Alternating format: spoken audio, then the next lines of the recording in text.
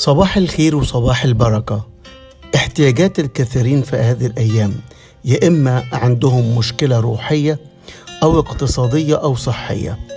ففي أخبار الأيام الثاني وأصحاح 7 وعدد 13 بتقول كلمة الله: إن أغلقت السماء ولم يكن مطر، وإن أمرت الجراد أن يأكل الأرض، وإن أرسلت وباء على شعبي. هنا 3 مشاكل موجودين، خلي بالك معايا كده. أول حاجة أغلق السماوات، وهنا قفل لكل الأمور الروحية. يمكن مرات بتصلي وبتقول حاسس صلاتي مش مسموعة، حاسس إن أنا بنادي وبصرخ ومحدش سمعني، أو حاسس إن في فاصل بينك وبين الرب. لكن الحاجة التانية يقول أرسلت الجراد، والجراد هنا بياكل كل أخضر، كل تعب السنين، كل المجهودات، يأكل الأخضر واليابس، وده يعمل مشاكل اقتصادية. حاسس إنك بتجمع بس لكيس منقوب، قد يكون في خير كتير لكن بيمشي في لمح البصر.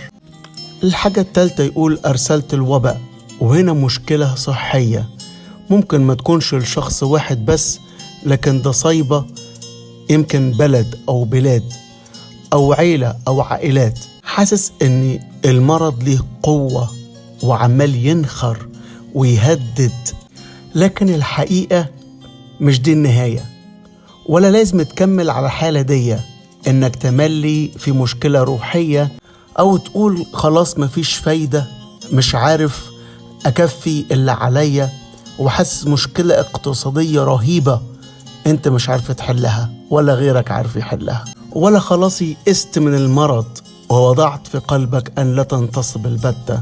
عايز أقول لك لا، في نقلة جديدة وفي صوت من الرب واضح ليا وليك في هذا الصباح. ففي عدد 14 يقول: فإذ تواضع شعبي الذين دعي اسمي عليهم وصلوا وطلبوا وجهي ورجعوا عن طرقهم الردية، فإني أسمع من السماء وأغفر خطيتهم وأبرئ أرضهم. هاليلويا. أول حاجة تعال نتواضع قدام الرب، تعالوا ما نكبرش.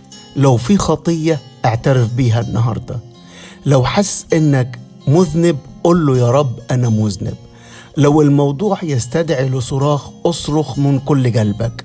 تعال بكل تواضع قدامه وكل وضوح قلب، ما تبررش أي غلط ولا تكابر، لكن تعال بقلب متضع وما تخافش، لأن اسمك عليه، وهو من أجل اسمه هيعمل أمور عظيمة معاك.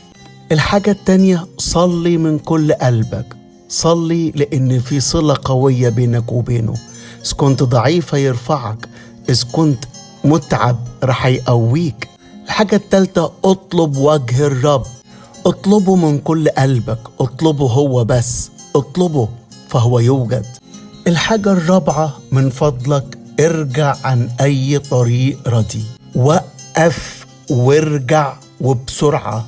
قول كده النهاردة بعمل وقفة في اسم الرب يسوع. عارف ايه اللي هيحصل؟